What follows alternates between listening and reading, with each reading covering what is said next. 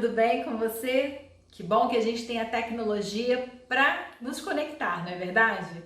E hoje a gente vai conversar sobre sustentabilidade financeira. De que forma você pode determinar os seus objetivos para você planejar e realizar todos eles. Eu sou Érica Gomes, eu sou educadora financeira, uma das sócias do Inspire Instituto, uma empresa focada em educação, especializada em consultoria, treinamentos, tanto na área de gestão, quanto na área de finanças, na área de liderança. E hoje a gente vai conversar um pouquinho sobre como a gente pode, de uma forma tranquila, de uma forma simples, planejar alguns objetivos de vida para a gente conseguir alcançar todos eles. Bom, eu sempre falo que primeiro a gente precisa fazer algumas reflexões para entender como é a nossa relação com o dinheiro. Falar de dinheiro é um tabu. Tem muita gente que não gosta, tem muita gente que não tem uma boa relação com o dinheiro e por isso acaba não querendo tocar no assunto, não querendo nem participar de conversas sobre esse assunto, né? O que na verdade é um erro, a gente precisa falar sobre. O dinheiro faz parte do nosso meio, faz parte do mundo. O dinheiro é a mola que move o mundo, a gente não faz praticamente nada sem o dinheiro. Então a gente precisa, além de ter uma relação muito boa com ele, a gente precisa saber usá-lo, a gente precisa saber como conduzir, né, essa relação tão delicada em alguns momentos. Mas a gente precisa aprender a lidar com o dinheiro, sim. E quanto mais cedo, melhor. Quanto antes você começa a lidar com o dinheiro de uma forma saudável, mais fácil você vai conseguir construir um futuro sustentável. Então vamos fazer algumas reflexões aqui para começar. Me responda a seguinte pergunta: o que você precisa para ser financeiramente feliz? Hoje, pega aí, aproveita esse momento. Pega um caderno, uma caneta para anotar, ou se você tiver no computador e quiser digitar mesmo no computador, nós vamos fazer algumas atividades aqui hoje, tá? Então, se você tiver um caderno aí, um caderno de anotações, vamos lá. Pega agora para você fazer a primeira atividade, que é uma atividade de reflexão. E aí você me responde: o que você precisa para ser financeiramente feliz hoje? Olha, tem gente que me fala que para ser financeiramente feliz precisa de uma casa. Tem gente que quer uma casa de praia, para acordar todos os dias e olhar para aquele marzão. Tem gente que prefere uma casa no campo, uma casa nas montanhas. Tem gente que gosta muito de carro, então quer ter vários possantes na garagem. E aí, e você? Reflita bastante. O que você precisa para ser financeiramente feliz? É um bem material?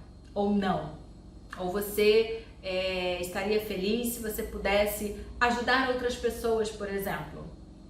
E de repente, se essa ajuda fosse financeira, você estaria mais feliz? Vou te dar o meu exemplo. Para mim, ser financeiramente feliz hoje seria eu estar num cenário de liberdade financeira. Total liberdade financeira. Ou seja, tendo dinheiro trabalhando para mim e eu curtindo a vida. Isso é ser financeiramente feliz para mim. Já respondeu? Então vamos seguir. Uma outra pergunta para você refletir. Aliás, não só para refletir. Faz umas contas aí e me responde. Se a partir de hoje você não receber mais o seu ganho mensal, por quanto tempo você consegue manter o seu padrão de vida? Essa é uma pergunta que a gente nunca se faz. Aliás, a gente nunca para fazer reflexões, não é verdade? Mas essa é uma pergunta bem intrigante. Se eu perco meu emprego agora, se eu perco a minha renda mensal agora, por quanto tempo eu vou manter o meu padrão de vida? E aí, pessoal, você precisa entender o seguinte: manter o padrão de vida não é perder o emprego e fazer cortes, fazer readequações nas suas despesas, no seu planejamento, tá? No seu planejamento familiar. Manter o padrão de vida é você manter tudo o que você tem hoje. Então, se você tem filhos no inglês, filhos no balé, filhos no futebol, tudo isso precisa ser mantido. Então, de novo, anota aí no seu caderno, me responde. por quanto tempo você mantém esse padrão de vida que você tem hoje se você perder a sua renda? Perguntinha de vestibular essa, não é verdade? Bom, não tem como falar de vida financeira, não tem como falar de consumo sem falar de cérebro, sem inserir a neurociência na nossa conversa. Não é novidade para ninguém que o nosso cérebro comanda todo o nosso corpo, comanda todo o nosso organismo. Então ele é responsável por nossas emoções, ele é responsável pelas nossas funções motoras, por nossa inteligência, por nosso instinto de sobrevivência, por nossa linguagem, por nossa memória. Tudo isso o cérebro tem o comando. E com qual objetivo?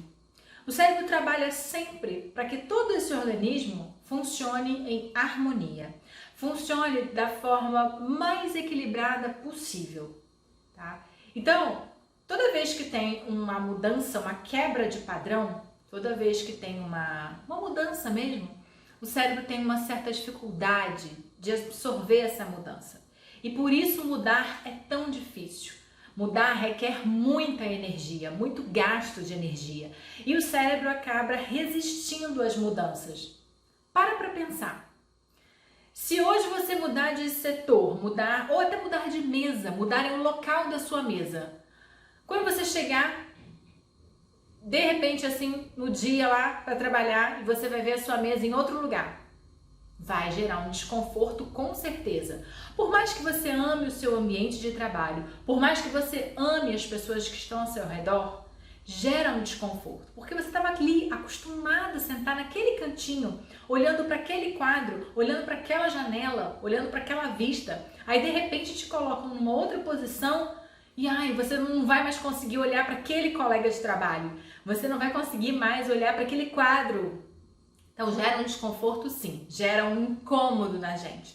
E isso é super natural. Qualquer mudança vai gerar um incômodo nas pessoas. E aí, quando a gente fala de vida financeira, não é diferente, muito pelo contrário. Então vamos refletir um pouco mais.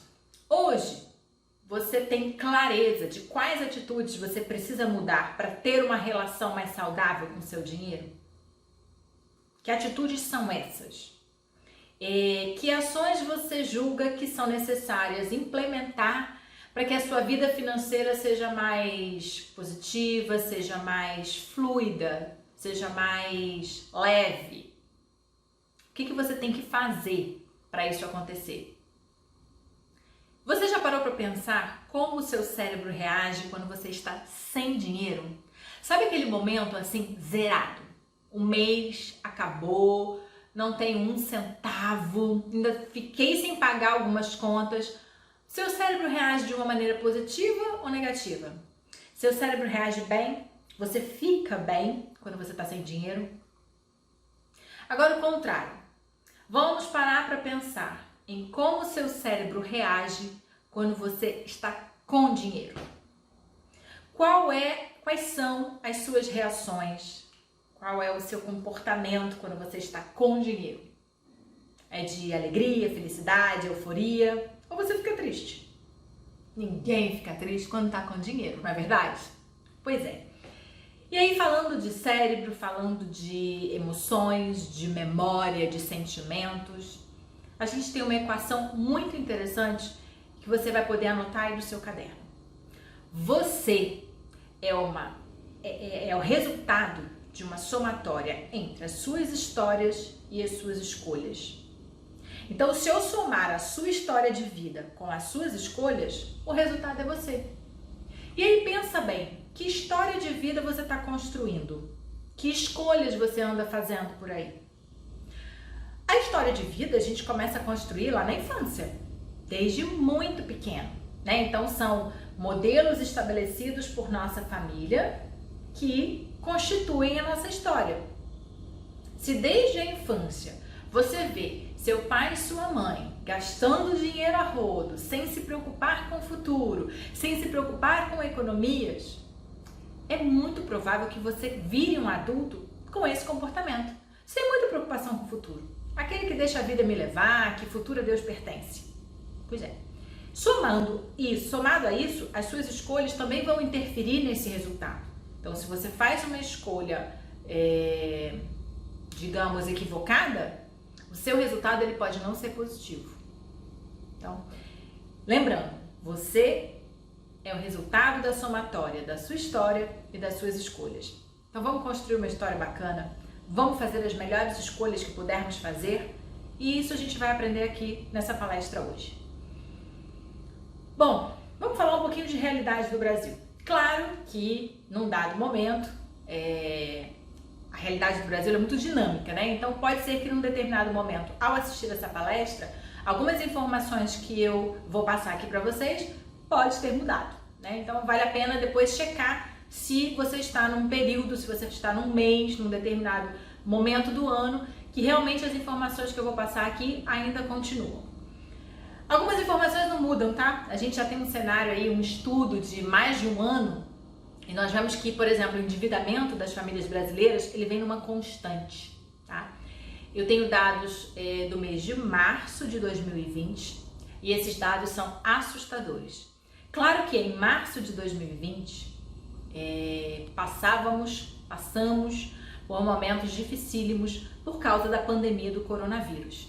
Eu não sei em que momento você vai assistir esse vídeo, mas a pandemia, ela se prolonga, ela está aí caminhando e sem data para ter um fim. Então as famílias estão endividadas há muito tempo, na verdade. O mês de março cresceu esse endividamento. No mês de março nós tivemos 66% das famílias endividadas, mas em março de 2019, quando tudo estava mais calmo, quando a economia inclusive estava já dando sinais de aquecimento, nós tínhamos 62%. Então a diferença em um ano ela é muito pequena, né? E isso vem de uma forma muito linear, tá? De uma forma muito linear. Então nós tivemos aí 62% em março de 2019, 66% em março de 2020, e entre esses 2 meses tivemos aí sempre na casa dos 60%. Nunca foi abaixo de 62% em um ano. Tá? Então esse é um dado que pode ser que você mais pra frente, dependendo da época que você esteja assistindo essa palestra, ele esteja no mesmo patamar. Um outro dado importante é que tipo de dívida o brasileiro anda fazendo, né? Esses 66% de pessoas que estão endividadas, essas famílias, que tipo de dívida essas famílias têm? Pois, pasmem, 78% dessas dívidas são de cartão de crédito. O que isso significa? Que a população não sabe usar o cartão de crédito. Tem gente que acha, inclusive, que o cartão de crédito é o vilão da nossa vida financeira. É aquele que te faz, assim, ficar arrasado financeiramente. É aquele que leva as suas finanças pro buraco. Ora, o seu cartão de crédito só te leva pro buraco se você não souber usá-lo. Mas se você souber usar o seu cartão de crédito, na verdade, ele vai ser o seu melhor amigo. Ele vai ser o seu aliado. Tem diversos bancos aí que dão premiações de acordo com a pontuação que você tem no cartão, de acordo com o valor da sua fatura mensal. Numa época no passado, quando juntar milhas era muito positivo para fazer viagens, hoje já não é tanto, até porque a economia está muito balançada, mas o cartão de crédito era um super aliado. Você fazia as compras, pagava a fatura no valor máximo e transformava tudo em milhas. E aí conseguia viajar sem precisar pagar passagem. Pagava a taxa de embarque, mas a passagem você não pagava. Olha que maravilha! Então por isso que eu falo que se a pessoa sabe usar o cartão de crédito, ela vai ter um grande aliado ali do lado, né? O cartão de crédito, o que a população tem que entender é que o cartão de crédito é só uma forma de pagamento. O dinheiro espécie é uma forma de pagamento. O cheque é uma forma de pagamento. Em desuso, mas é. O cartão de crédito também. O PicPay é uma forma de pagamento. E muitas das vezes, o avanço da tecnologia e a facilidade dessas formas de pagamento é que podem nos levar a um endividamento tão grande, a um endividamento tão alto também, né? A gente precisa prestar mais atenção nessas formas de pagamento. Vamos trazê-las para ser nossas aliadas, né? E não vilão das nossas vidas. Vilão da sua vida financeira é você mesmo. É a sua conduta, é a sua atitude em relação aos seus recursos financeiros. Agora para pensar comigo se nós não vivemos num ciclo sem fim. Funciona mais ou menos assim. Eu preciso ganhar mais. Eu sempre preciso ganhar mais. Isso é uma característica inerente do ser humano. Ele não está satisfeito nunca. E muitas vezes isso é super positivo, ok? Nós não vamos falar detalhadamente sobre isso, mas não estar satisfeito pode te fazer crescer, te levar adiante, enfim. Mas geralmente o brasileiro quer ganhar mais. E aí, quando ele começa a ganhar mais, ele gasta mais.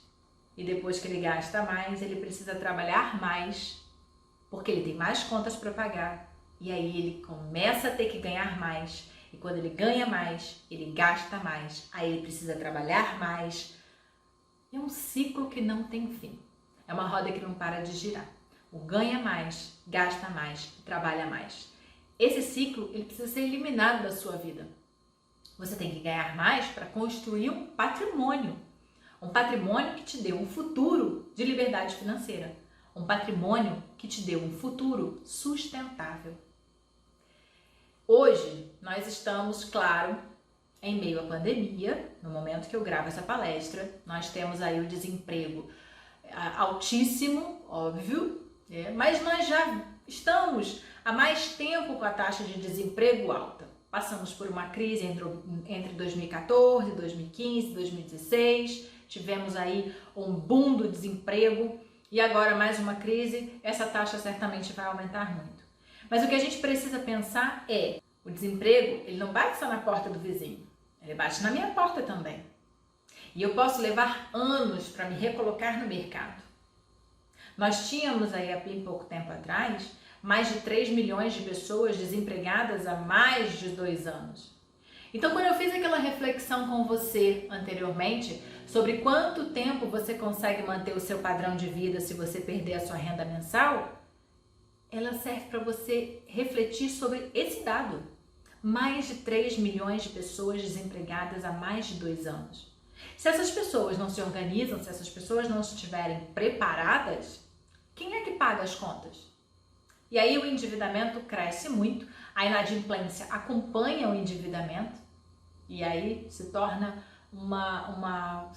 dados assim exorbitantes, né? Uma outra informação que é muito pertinente, uma informação importante e um assunto para o qual você deve dar muita atenção é a aposentadoria. Hoje a grande maioria faz a contribuição da Previdência Social e a grande maioria não faz uma complementação dessa contribuição, ou seja, vai se aposentar somente com a Previdência Social, vai se aposentar somente para receber o salário do INSS. E aí eu te pergunto, é suficiente para você sobreviver? É suficiente para você se manter depois de uma certa idade?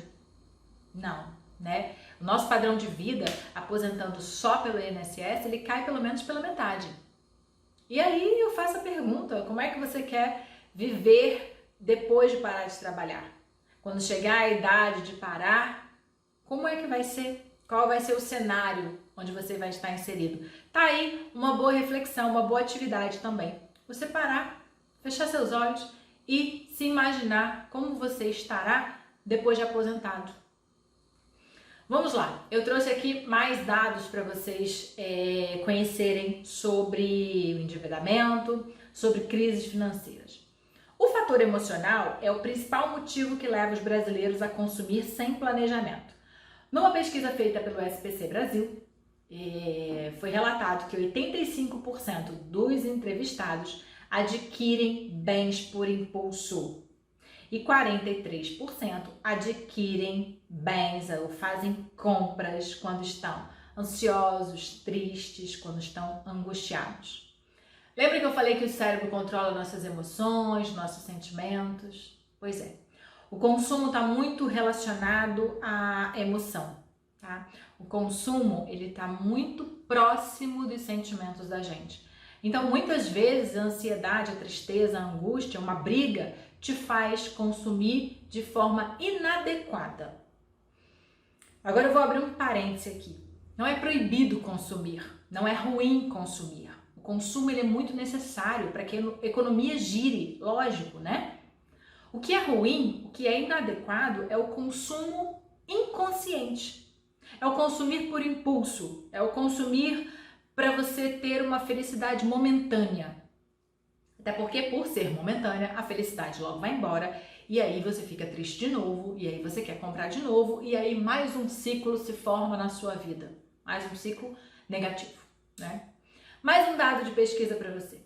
65% dos inadimplentes sentem depressão, tristeza, desânimo por causa das dívidas. E falou-se muito em 2019 que 2020 seria o ano da depressão. Depressão, a doença mais incapacitante do planeta. Pois chegamos em 2020 e realmente a depressão é a doença que mais afasta trabalhadores das empresas. E muitas vezes a depressão vem por causa de uma crise financeira. Pensa bem naquela perguntinha, como o seu cérebro reage quando você está sem dinheiro? Você fica depressivo, você fica ansioso para resolver, a dívida está ali na gaveta, você não quer ficar com aquela dívida, você quer resolver, e aí vem uma ansiedade e junto a isso vem muitas outras coisas e a gente acaba afetando a nossa saúde física, a nossa saúde mental.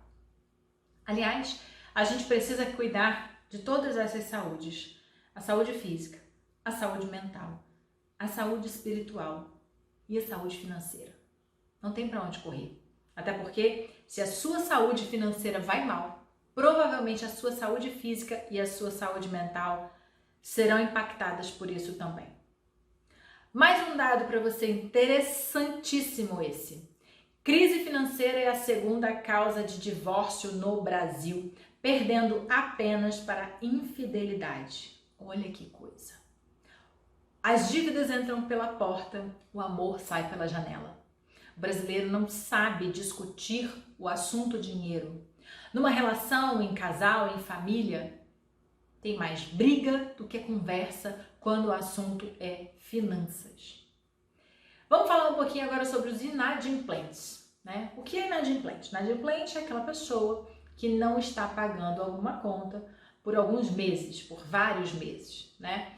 Você não se torna inadimplente só porque você deixou de pagar uma conta, tá? O seu nome ele é negativado depois de alguns meses. Aí cada situação tem uma regra diferente. Hoje nós temos 40% da nossa população adulta inadimplente, sendo que desses 40%, né, a cada 10 consumidores inadimplentes, 6 são mulheres e 4 são homens. A idade desses inadimplentes gira em torno de 36 anos e a região sudeste tem o maior percentual de inadimplentes.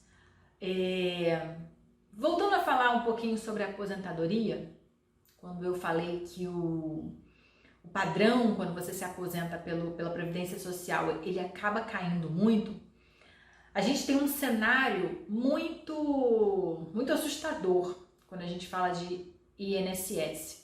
E isso pode se refletir bastante também nesses dados do inadimplente. Apesar da idade média ser 36 anos, a gente encontra muitos idosos inadimplentes, porque a aposentadoria, o valor do benefício recebido, ele não é suficiente, né? Então hoje nós temos aí 28% dos nossos aposentados dependendo de caridade, nós temos 25% sendo obrigados a trabalhar, nós temos 46% dos nossos aposentados dependendo da ajuda de parentes para sobreviver, para passar o mês sem dívidas. E temos só 1% dos nossos aposentados vivendo da própria renda, passando o mês sem realizar, sem gerar grandes dívidas, né? Extra daquilo ali que são as necessidades. Mas e por que esse cenário? Porque nós temos aí 99% dos nossos aposentados com dificuldade de viver da própria renda. Olha, se você parar para pensar um pouquinho, se você olhar ao seu redor, você vai ver que pouca gente hoje tem mais de 2 filhos. Algumas famílias se arriscam a ter 3, poucas famílias têm 4 filhos. Mas você lembra, antigamente, na época da minha avó, da minha bisavó, ter filhos era quase que todo ano. Eu tenho uma tia-avó que teve 11, né? Passou 11 anos da própria vida gerindo filho. E aí, quando você pensa em mão de obra ativa, como a natalidade ela caiu muito, a nossa mão de obra ativa ela cai também, certo? Então, na verdade, o mundo ele está envelhecendo. E isso é mundo, tá, gente? Eu não estou falando de Brasil, eu estou falando de mundo mesmo. O mundo está envelhecendo. E por isso, acaba que o governo ele não consegue manter essa conta, né? Se tem muito mais gente envelhecendo do que nascendo, eu acabo não fechando essa conta. Veja bem, hoje, quando eu contribuo para o INSS, eu estou contribuindo para que o idoso, para que o aposentado receba o benefício dele. Então, quem está mantendo o benefício do idoso sou eu. Se eu tenho 100 idosos e 50 pessoas contribuindo, não fecha essa conta, entende? Então, por isso que é um cenário tão assustador. E por isso também a necessidade extrema de você fazer uma aposentadoria complementar, de você contribuir para a sua liberdade financeira, para o momento em que você vai parar de trabalhar, contribuir para o momento em que o dinheiro vai trabalhar para você e não você trabalhar pelo dinheiro. Bom, e aí a gente traz a educação financeira, a gente traz o planejamento financeiro como a solução para a construção desse futuro sustentável, desse futuro de liberdade financeira. E aí uma informação importante para vocês, lá no comecinho da palestra eu comentei, né? Quanto mais cedo a gente começa esse planejamento financeiro, quanto mais cedo a gente começa a cuidar do nosso dinheiro, mais fácil chegar num futuro de liberdade financeira. E muitas vezes, mais possibilidades você vai ter de chegar nessa liberdade financeira cedo, com pouca idade, e não lá na sua aposentadoria, lá na fase da melhor idade, né? Então, quanto mais cedo a gente começa, mais fácil fica construir um patrimônio que vai te trazer uma liberdade financeira. E aí, em 2018, o governo federal assinou um documento chamado BNCC, que significa Base Nacional Comum Curricular. E nesse documento são estabelecidas referências para os currículos escolares do país como um todo, para os próximos anos. E esse documento classificou a educação financeira como sendo obrigatória nas escolas a partir do ensino fundamental. Olha que presente para as nossas crianças, aprender a lidar com o dinheiro já desde cedo. Ou seja, vão crescer adultos com um comportamento muito mais saudável do que o seu. Certo? Criança tem muita facilidade de assimilar conceitos, de assimilar informação. Você já ouviu falar que o cérebro da criança é um HD vazio? Que os adultos é que vão inserindo as informações? Quanto mais saudável for essa informação, mais saudável será esse adulto. Então, como que a gente pode fazer um planejamento financeiro? Por onde que a gente começa esse planejamento? Primeiro passo é você entender a necessidade desse planejamento. Por que que hoje eu preciso de um planejamento financeiro? Então, para pensar um pouco, anota aí naquele caderno que você pegou ou aí no seu computador. Analisa, por que que hoje eu preciso de um planejamento financeiro? Segundo, o que você vai fazer a seguir? Você vai listar os seus objetivos. Bom, eu preciso de um planejamento financeiro porque eu quero uma aposentadoria sustentável. Segundo, porque eu preciso construir uma reserva de emergência. Terceiro, porque eu quero comprar um carro. Quarto, porque eu quero comprar uma casa própria, um apartamento. Quinto, porque eu quero reformar. Sexto, porque eu quero dar uma festa de aniversário de presente para minha filha. enfim. A sua lista de objetivos, ela é infinita, tá? E aí, o que você precisa prestar atenção tem 2 objetivos que precisam obrigatoriamente estar na sua lista. 2 prioridades da prioridade. Objetivos são as nossas prioridades de vida, mas tem aí 2 pontos que são prioridade da prioridade. Primeiro, reserva de emergência. Reserva de emergência é aquele patrimônio que você constrói para te salvar em momentos de crise econômica, em momentos de doença, né? Em alguma emergência pela qual você esteja passando, essa reserva ela vai te ajudar. Ela vai te ajudar a passar por esse momento. A segunda prioridade da prioridade é a sua liberdade financeira. É essa aposentadoria sustentável. Esse complemento que vai te ajudar a viver de uma forma mais tranquila. E que, inclusive, vai te ajudar a ser mais feliz se um dos seus objetivos é ajudar mais as pessoas. Você há de concordar que quando você tem mais recursos, você pode ajudar mais pessoas. E colaborar com o próximo traz uma satisfação, traz uma felicidade, sim. Então vamos lá. Entender o que é planejamento financeiro. Segundo, fazer a lista das suas prioridades, a lista dos seus objetivos, colocando como prioridade da prioridade a liberdade financeira e a reserva de emergência. Ainda falando de reserva de emergência, nossa, mas qual o tamanho dessa reserva de emergência? O ideal hoje é que você tenha de 6 a 12 vezes o seu custo de vida investidos em algum lugar, ok? Esse é um bom número para a construção da sua reserva de emergência. Lembra que a gente pode ficar desempregado por mais de um ano, por isso a construção dessa reserva. Lógico que é de 6 a 12 meses, é um númerozinho padrão mágico, mas se você conseguir fazer mais, super positivo, ok?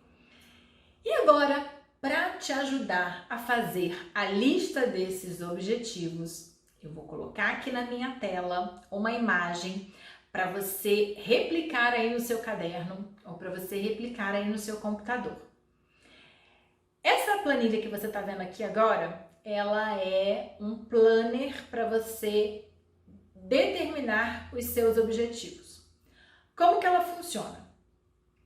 Observem que nós temos aí, a primeira coluna, ela chama prazo. Por que prazo? Porque todo objetivo tem um prazo para ser alcançado. Você não vai fazer uma lista de objetivos apenas. Quero uma casa, um carro, quero fazer uma pós-graduação, quero fazer um curso de inglês, quero fazer meu doutorado e nada disso tem prazo? Se não tem prazo, você não realiza. Se você não sabe quando é que você quer determinado objetivo, ora, você não vai realizar nunca. Então, prazo é importante. E que prazos são esses? Nós temos aí, podemos considerar os prazos de curto, médio e longo. Então, o curto prazo são objetivos que você gostaria de alcançar dentro de um ano. O médio prazo, objetivos que você gostaria de alcançar entre 1 e 10 anos. E o longo prazo, objetivos que você gostaria de alcançar com um prazo maior que 10 anos. E aí, o pulo do gato. Onde é que está a sua liberdade financeira? Provavelmente no longo prazo. Não tenha pressa de construir a sua liberdade financeira. Coloque ela como longo prazo para ser realista e para realmente você conseguir construir, ok? Não antecipe, não tenha pressa, porque você pode se frustrar, você pode não conseguir e você pode achar que nada disso que eu estou falando aqui é viável, que nada disso funciona. Então vamos fazer as coisas bem pensadas. Vamos lá. Agora aqui com você eu vou fazer um modelo só e eu vou criar aqui um objetivo só para você ter como exemplo, ok? E aí eu vou usar o objetivo de curto prazo, ok? Então, meu objetivo é de curto prazo. Que objetivo é esse? Eu quero trocar o meu celular, ok? Então eu vou trocar o meu celular daqui a 10 meses. Meu celular já tá dando problema, já tenho meu celular há mais de 2 anos, então eu resolvi que a cada 3 anos eu vou trocar o meu celular. Já está chegando nesse prazo, então daqui a 10 meses eu vou trocar o meu celular. Eu venho aqui no objetivo e escrevo troca do celular. Já coloquei o prazo, né? Curto prazo 10 meses. Aí eu venho aqui e coloco objetivo, troca do celular. A próxima coluna tem aí escrito valor do objetivo, ou seja, quanto custa a troca do meu celular. Levando em consideração, para facilitar a conta, levando em consideração que eu não vou vender o meu celular atual, enfim, vou passar adiante para o meu marido, tá? Então, levando em consideração que eu não vou obter nenhuma renda com esse meu celular atual. Um celular novo que eu quero, ele custa R$ 2.500. Então, eu vou colocar aqui, valor do objetivo, R$ 2.500. Aí, nós temos aqui número de parcelas. O que são esse número de parcelas? É a mesma quantidade de meses em que você vai realizar o seu objetivo. Eu coloquei lá um objetivo de curto prazo para ser realizado em 10 meses, então o número de parcelas são 10. Valor que eu vou poupar para o mês é a próxima coluna. Uma conta rápida, né, gente? Eu coloquei 10 meses para facilitar. Se o meu objetivo custa R$ 2.500 e eu tenho 10 meses para juntar esse dinheiro para pagar o meu celular à vista, então por mês eu tenho que guardar R$ 250. Ok? Tudo bem até aqui? Então, o objetivo, né, o objetivo desse planner é você determinar as suas prioridades para você realmente alcançá-la. E uma coisa, um detalhe, vocês viram que eu falei, eu estou guardando R$ 250 por mês para comprar o celular à vista, certo? Então, assim, dentro de um planejamento financeiro, o ideal é que você não tenha dívidas. Eu não vou comprar o meu celular agora, vou pagar no cartão de crédito, dividir em 10 vezes para eu passar 10 meses com dívida. Não. A ciência, a dinâmica do planejamento financeiro é que você pague tudo à vista, ok? Nossa, Érica, impossível eu não parcelar um celular porque o meu quebrou e o meu é utilizado para trabalho, então eu preciso comprar ele amanhã, eu tenho que ir no shopping amanhã comprar. Aí é um outro cenário, certo? Se você precisa realmente, se aquilo ali tornou-se uma necessidade, então você pode fazer as parcelas, desde que elas não tenham juros e desde que você coloque isso no seu planejamento. Desde que você tenha ciência que dali a 10 meses, todo mês você tem aquela dívida para pagar. O problema do cartão de crédito é muito esse também. As pessoas vão comprando e esquecem dos parcelamentos. Então, junta aquele monte de parcelamento no mesmo mês que você fez e aí você não consegue pagar a fatura do cartão no valor máximo, né? Então aí o cartão passa a ser o vilão da sua vida, sendo que a atitude, a ação do comprar e parcelar partiu de você, certo? Então, vamos voltar para a planilha. A próxima coluna, ela fala de correção, né? Percentual em juros e depois o total acumulado. O que é isso? Na verdade, você não vai guardar esse dinheiro na gaveta. Eu não vou colocar os R$ 250 na gaveta. Eu vou investir em alguma coisa, ou na poupança, ou no tesouro direto, ou no CDB. Então, esse percentual que você coloca aqui é o percentual da rentabilidade do local, do ativo onde você está fazendo essa poupança, tá? Onde você está guardando esse valor, ok? E isso funciona para todos os seus objetivos. Você vai colocando todos os seus objetivos aqui nesse planner.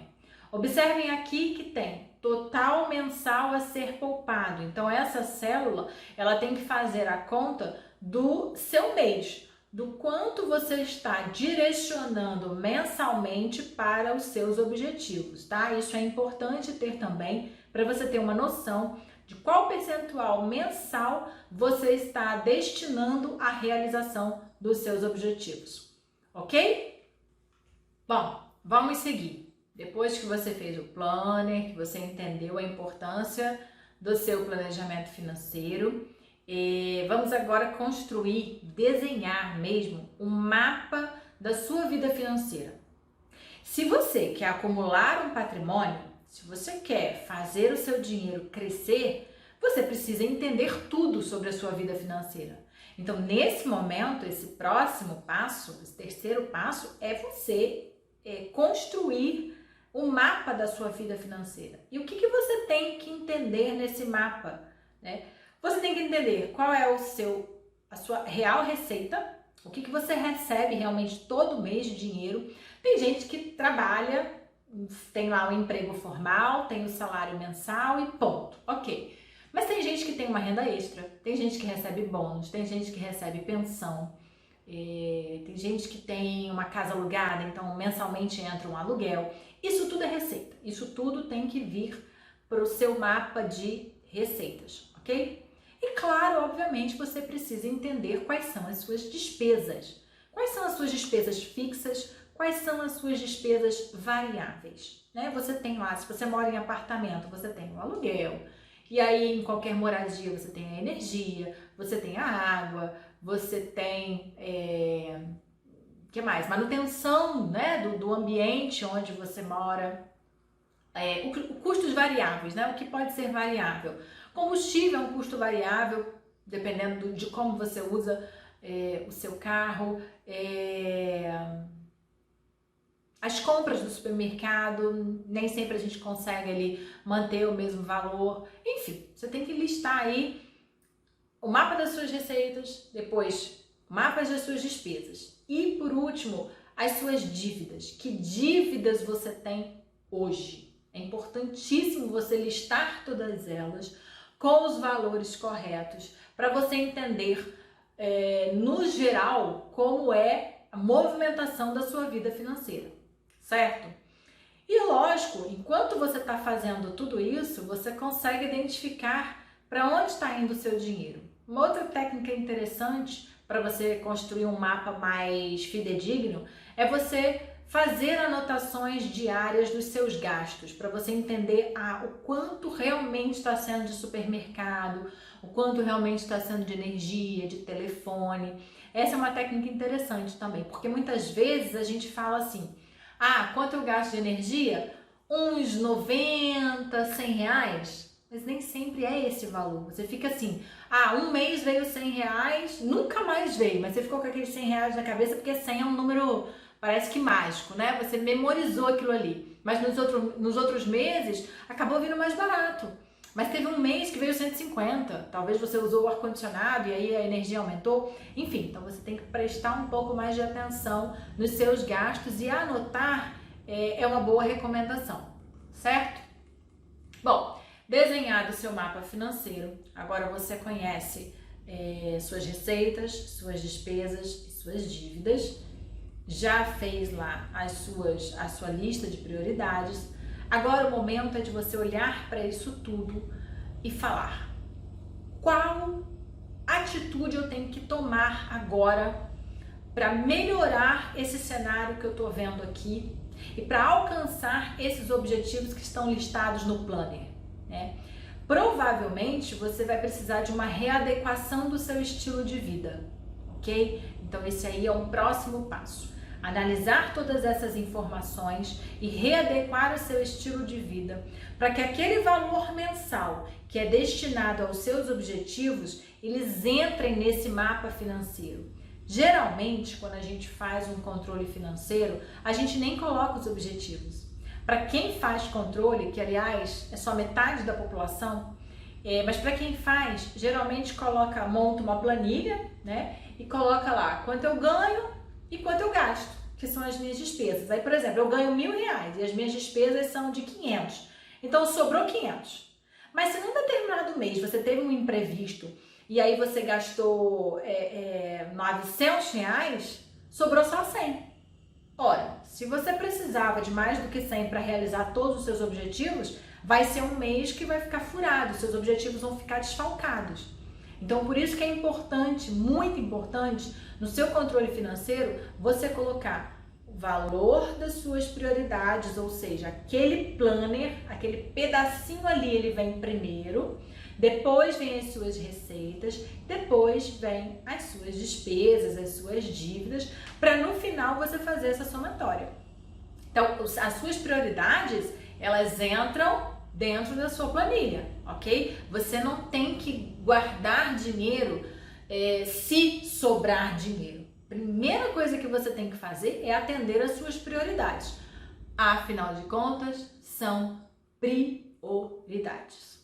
Ok? Tudo certo até aqui? Então, vamos seguir e vamos falar um pouquinho sobre o ato de guardar, o ato de poupar. Na verdade, foi o que eu acabei de falar. A gente precisa de objetivos, de sonhos para conseguir guardar o dinheiro, para conseguir poupar. Poupar é o ato de guardar com objetivo. Guardar só por guardar não vai funcionar, sabe por quê? Você vai guardar dinheiro, 1 ano guardando dinheiro, aí você fez um montante maravilhoso. Na primeira oportunidade que você tiver, você vai gastar todo esse montante. Na primeira oportunidade que você tiver, no primeiro convite que um amigo fizer para fazer uma viagem, você vai fazer. E aí os seus objetivos ficam todos de lado. E aí você vai passar uma vida assim, nossa, meu sonho era ter uma casa própria. Meu sonho era ter um carro. Isso não funciona. Então, assim, é muito importante que você guarde o dinheiro antes de gastar. Porque gastar primeiro pode sobrar nada para você guardar. E aí você não tem a garantia de que os seus objetivos serão atingidos. Certo? E aí lá no planner tem aquela coluna lá de você colocar o valor dos juros do ativo onde você está colocando o seu valor para realizar os seus objetivos, né? E aí eu vou passar rapidamente aqui pelo assunto investimentos para apenas comentar sobre o que a gente tem no mercado hoje que pode te ajudar a fazer o seu dinheiro crescer. 88% da população brasileira, ela guarda dinheiro em poupança, né? Quem guarda dinheiro, dessas pessoas que guardam dinheiro, 88% guarda na poupança. Mas nós sabemos que há muito tempo a poupança já vem numa rentabilidade péssima, ela vem rendendo 70% da Selic desde que a Selic começou a ser cortada. Então a rentabilidade da poupança ela tem uma ligação muito direta com o percentual da Selic, com a taxa Selic. Então tem muito tempo que a poupança ela vem não sendo mais o ideal para você guardar o seu dinheiro, tá? O que você tem que procurar? Que ativo você tem que recurso financeiro você precisa procurar? Aquele cuja rentabilidade seja maior do que a inflação do país. Hoje, a poupança, enquanto eu estou gravando esta palestra, vale checar depois. Hoje a poupança ela está fazendo o cidadão perder dinheiro porque ela está rendendo menos do que a inflação. Mas foi como eu disse lá no começo, esse tipo de dado ele varia muito, então a gente tem sempre que checar, ok? Bom, mas há muito tempo a poupança não vem sendo uma boa opção para você fazer o seu dinheiro crescer, certo? Fazer a construção do seu patrimônio. Então, para onde eu vou, Érica? O que eu faço? O banco, por exemplo, bancos privados, por exemplo, bancos de uma forma geral, por exemplo, vendem um ativo chamado CDB. O CDB, ele rende baseado no CDI, tá? Então, quando você for procurar o seu banco, você fala, eu quero um CDI, um CDB para fazer uma aplicação. CDB bom é aquele que rende de 100% acima do CDI, tá? Então, rende 100% do CDI, 102% do CDI, 106% do CDI. Por que ele tem que render mais de 100% do CDI? Porque o CDI também está atrelado à taxa Selic, tá? Então, se você tem um CDB que rende 100% do CDI, significa que ele vai render um percentual da sua taxa Selic, certo? Uma outra opção, Tesouro Direto, é uma opção bacana também para você investir. A gente tem lá no site do Tesouro Direto diversas opções. Então nós temos o Tesouro Selic, que rende 100% da taxa Selic. Nós temos o Tesouro IPCA, que é um tesouro baseado na inflação. Tem títulos do Tesouro Direto que vencem daqui a 30 anos excelentes para você fazer a construção da sua reserva para aposentadoria sustentável, ok? E nós temos vários outros aí, inclusive quando a gente fala de renda variável, nós temos os fundos imobiliários, fundos de ações, enfim. A gente tem uma outra, mas isso é uma outra vertente de investimentos, não são investimentos de baixo risco, são investimentos de alto risco. Para você construir a sua reserva de emergência, por exemplo, o que é importantíssimo? Um investimento de baixo risco e liquidez diária. O que é isso, Érica? Liquidez diária é quando você pode resgatar o dinheiro na hora que você quiser, certo? Poupança, por exemplo, ela teoricamente tem uma liquidez diária, porque você coloca o seu dinheiro lá e você pode lá amanhã resgatar. Só que a poupança, ela tem uma data, né? Ela tem um período de rentabilidade que são 30 dias. Ela só vai te informar, ela só vai te dar os juros 30 dias depois do dia que você fez o depósito. Então, se você sacar, se você resgatar o dinheiro antes dos 30 dias, se você botou 1.000, você vai sacar 1.000, tá? Você não vai sacar o rendimento. O Tesouro Direto, o CDB, não. A liquidez, ela é diária. Então, você consegue... Aliás, a rentabilidade é diária. Então, você consegue sacar já com os juros. Você não precisa esperar 30 dias ou prazo nenhum, ok? Então, para a reserva de emergência, o importante é que você preste atenção na segurança do investimento e na liquidez, certo? São investimentos de renda fixa, investimentos mais seguros, que vão fazer o seu dinheiro render, mas com segurança, ok? O importante, gente, quando a gente fala de investimentos na verdade é uma outra palestra, é um assunto extremamente amplo, nós temos muitas informações para passar, nós temos muitos dados para informar, mas o mais importante que você precisa ter em mente não existe milagre, não existe milagre, você não vai ficar milionário investindo, só porque está investindo. Não é assim que funciona. Segundo, a gente precisa conhecer a fundo os investimentos para não cair numa cilada, certo? Terceiro, investimento requer longo prazo. Não adianta você falar, eu quero, para o meu sonho de curto prazo, eu vou fazer um investimento bacana, vou fazer um investimento em fundo imobiliário e tal. Não é assim que funciona. Você precisa do longo prazo, para você administrar esse investimento e ter a rentabilidade que eu gostaria, a rentabilidade que você precisa e para ter o resultado que você precisa também, certo? Então assim, cuidado quando você receber uma oferta de rentabilidade milagrosa, né? Rentabilidade garantida. Não existe rentabilidade garantida. Em plena crise econômica, essa rentabilidade ela pode ser negativa, inclusive. Tá? Então, preste atenção nas ofertas que você está recebendo. E começa devagar, sem ansiedade, testa, experimenta, estuda, investe só um pouco para você ver como é que é a dinâmica desse mundo, desse universo de investimentos. Não vai com muita sede ao pote, não, porque você pode se prejudicar em algum momento, tá? Bom, nós estamos partindo para o final da nossa conversa, para o final da nossa palestra, e eu queria que você avaliasse, levasse em consideração algumas situações, alguns pontos para você dar o primeiro passo na organização financeira da sua vida. O primeiro ponto de atenção é o seguinte: o que você tem na sua vida que você pode continuar a fazer? Tem alguma coisa na sua vida que você deveria começar a fazer e não fez ainda, mas é bom começar?